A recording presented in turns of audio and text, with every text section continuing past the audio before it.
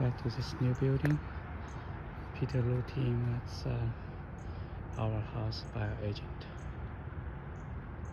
and they're nice people. If I have to guess, the price is probably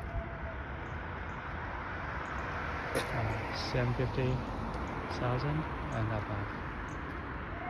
Maybe could be approaching 1 million too. So again, this is SSM neighborhood. So the only plus side or minus side is we have some emergency vehicle. Emergency room noises. This is actually the emergency department. Today I heard some hospital outsource their emergency department, which is a little bit surprising to me.